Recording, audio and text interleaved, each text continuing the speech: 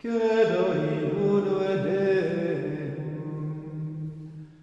lundi 11 décembre 2017, le Centre Espérance Loyola, en collaboration avec le ministère de la Santé, a procédé à la cérémonie d'ouverture de l'atelier de formation sur les soins actifs, évolutifs, communément appelés soins palliatifs, à Tokoin Hôpital, plus précisément dans la salle de conférence de l'hôtel Grahal. Les soins palliatifs sont inscrits actuellement dans un de nos axes du Plan national de développement sanitaire. Donc, je suis vraiment très contente. Et je suis d'autant plus contente que c'est une collaboration entre l'Église catholique et le ministère de la Santé. Je voudrais vous dire merci à tous Togolais qui avaient laissé vos préoccupations, également venus du Bénin, du Tchad, de la Côte d'Ivoire, du Burkina, quand on n'a plus aucun moyen, qu'on parle de soins palliatifs. Et c'est vraiment très important parce que les personnes en fin de vie, les personnes très malades, pour lesquelles il n'y a aucun traitement, ont besoin d'être soutenues. Beaucoup d'amour que nous donnons aux patients. Ça ne s'apprend pas, ça se vit. À la suite de l'ouverture, une messe a été célébrée par le père Charles Agbessi, psychothérapeute, SJ jésuite, directeur du Centre Espérance Loyola, afin de remettre les objectifs souhaités à travers cette formation dans les mains du Seigneur. Nous sommes rassemblés au nom du Père et du Fils et du Saint-Esprit. Amen. Le Seigneur soit avec vous. Et avec votre esprit. Oui, en cette première célébration de notre temps de formation ici ensemble, il est important de confier cet événement au Seigneur. Parce que sans lui, nous ne pouvons rien. C'est lui qui est l'artisan premier. C'est lui qui a rendu possible que malgré vos différentes occupations, vous soyez venus. Nous allons offrir toutes nos préoccupations, toutes nos difficultés, tous nos ressentiments, tout ce qui nous empêche d'être communiés avec le Seigneur et de nous atteler à sa mission hospitalière. Dans son homélie, le Père exhorte les participants à avoir une approche intégrale de l'être humain. Nous sommes là pour justement avoir cette approche holistique, intégrale de l'être humain. Et de savoir que quand nous avons le malade, ce n'est pas seulement la maladie physique qu'il faut regarder. Nous devons prendre en compte toutes ces autres dimensions, surtout quand nous sommes arrivés à une phase où on ne peut plus faire autre chose. Et nous avons besoin grandement de cela. Et c'est de cela qu'il s'agit dans notre formation. Mais pour y parvenir, il y a des difficultés. Il y a des difficultés sur la route, des obstacles de tout genre qui se dresseront. Et nous l'expérimentons aussi dans notre vie de chaque jour. Et nous allons l'expérimenter aussi dans notre ministère, dans notre travail, dans les hôpitaux. La tâche ne sera pas facile pour nous, parce que tout le monde n'est pas encore en phase. Tout le monde ne comprend pas l'importance de cette formation. Donc ne vous découragez pas. Le Seigneur montre que c'est très important de persévérer. Comme justement cet homme qui, voyant que la foule était là et ne pouvait pas avoir accès à Jésus, ils ont ouvert les tuiles et ils ont retrouvé Jésus. Et Jésus, voyant leur foi, dit, tes péchés sont pardonnés. Jésus a vu leur détermination aller jusqu'au bout. On ne se décourage pas quand on cherche le Seigneur. On ne se décourage jamais quand on cherche à aider les hommes à grandir et à être un peu plus hommes. Parce qu'on sait que normalement, il y aura toujours des difficultés. Les pesanteurs socio-culturelles sont là, administratives, politiques, tout genre. Mais il faut savoir se préparer psychologiquement pour le faire. Et c'est la grâce que nous allons demander durant cette Eucharistie. Que le Seigneur fasse de nous des artisans dans nos divers milieux, dans nos divers pays, pour qu'à notre retour, nous puissions aussi travailler pour que les soins palliatifs hospitaliers soient une réalité dans nos pays et soient développés. Que le Seigneur nous en donne la grâce. Amen. À l'issue de la messe, le Père directeur a expliqué le bien fondé de cet atelier de formation. Cet atelier de formation vient comme pour compléter le travail que nous faisons déjà, que les Jésuites font déjà. Nous sommes dans la lutte contre le VIH-Sida, mais en même temps beaucoup de maladies associées, comme les hépatites, et ainsi de suite. Alors, lors de mes voyages, de mes contacts avec les Coréens, je me suis rendu compte de l'importance des soins palliatifs. Et je me suis rendu compte en même temps que les pays africains francophones sont en retard. Et alors je me suis dit, nous avons le devoir de compléter l'aide que nous apportons par cet aspect qui est très absent dans le domaine médical. Nous formons nos médecins, ainsi de suite, mais le domaine des soins palliatifs n'est pas assez développé, surtout la prise en charge de la douleur des patients. Quand les patients sont confrontés à la douleur, ce n'est pas une seule forme de douleur.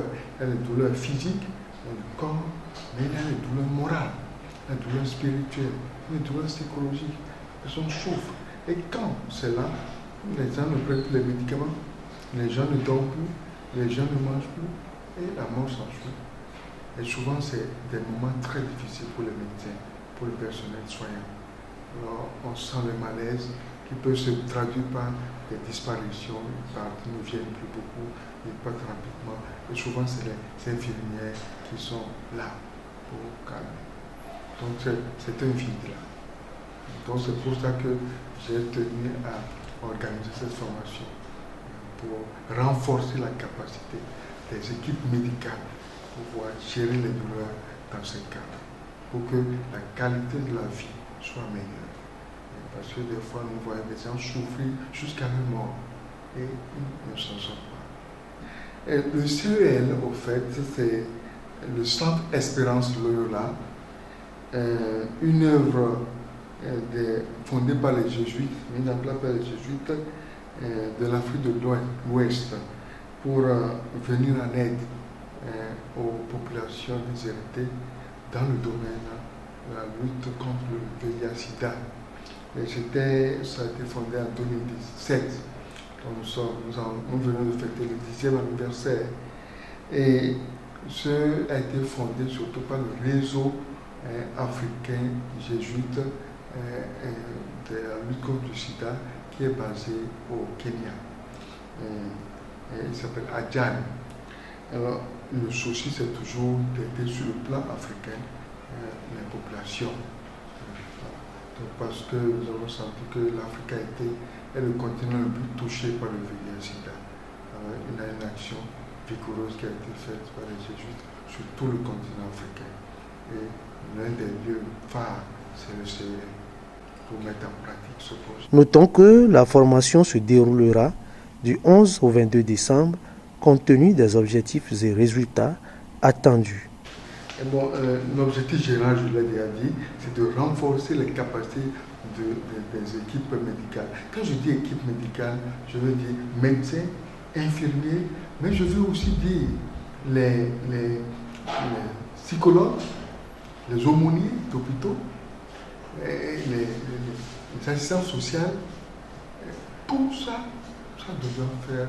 C'est ça qui fait l'équipe médicale. Mais comme nous sommes en retard, j'ai commencé d'abord par seulement médecins infirmiers. Mais le projet, c'est de d'étendre ça à tous ces autres-là. Donc on doit former normalement les aumôniers, les prêtres qui s'occupent des malades dans les hôpitaux. On doit former les assistants sociaux pour qu'elles puissent savoir apporter l'aide sociale aux malades. On doit former les gens, les psychologues, pour qu'ils participent tous à pouvoir aider la personne à gérer son problème. Donc ça, c'est d'abord l'équipe médicale qui n'est encore qu'à son début. Maintenant, le but, c'est de renforcer cette équipe pour que les gens travaillent ensemble. Parce qu'on ne sait pas travailler ensemble. Que le médecin, l'infirmier, l'assistant social, et le psychologue et le prêtre qui est là, tous ensemble travaillent pour le bien du malade. Donc ça, c'est l'objectif. Et pour pouvoir spécifiquement qu'est-ce qu'il faut les former pour qu'ils sachent utiliser non seulement les médicaments qui peuvent aider, comment doser les médicaments pour que les gens puissent vraiment en profiter, ne pas souffrir.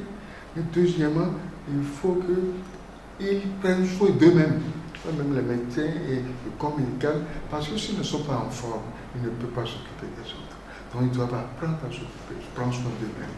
Et aussi, l'autre aspect, c'est de pouvoir former les psychologues à savoir, et les assistants sociaux à savoir prendre part à tout ce travail de l'équipe médicale pour le bien du malade.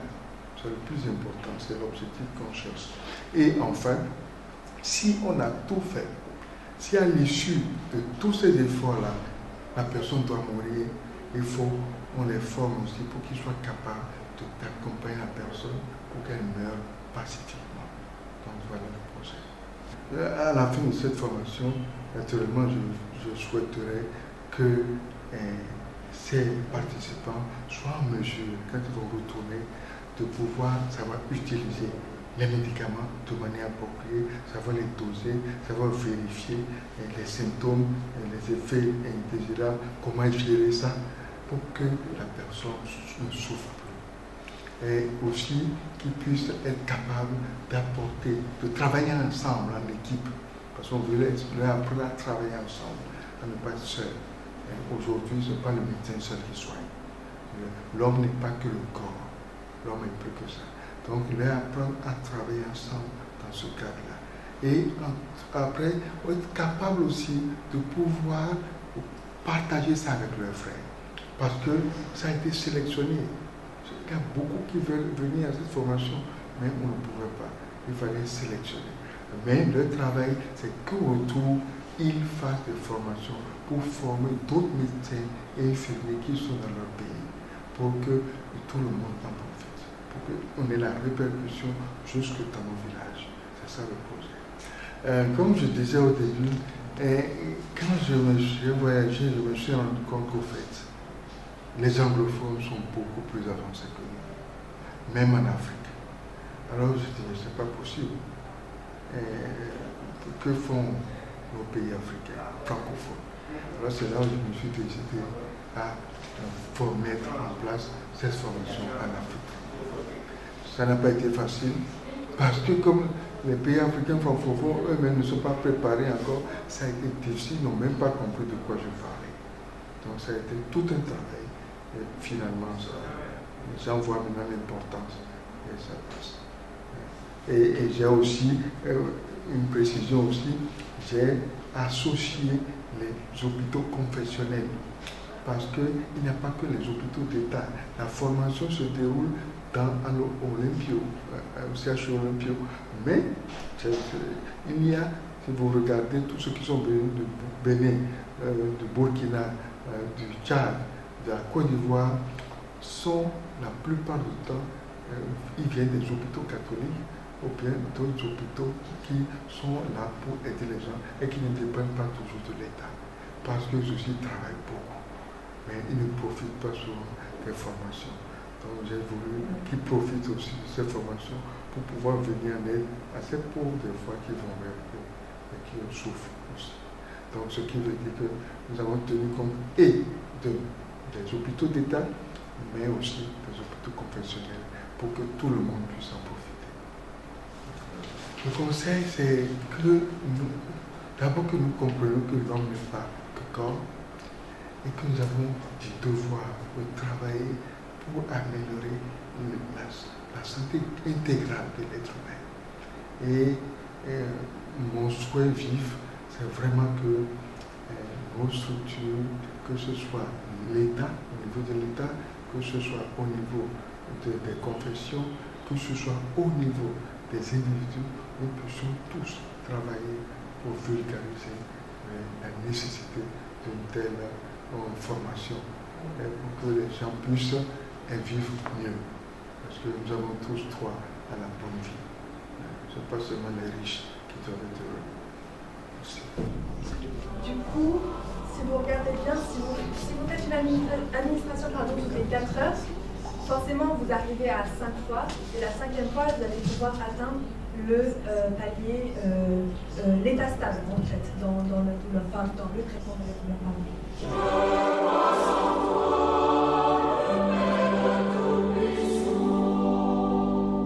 Tu es le créateur du ciel et de la terre.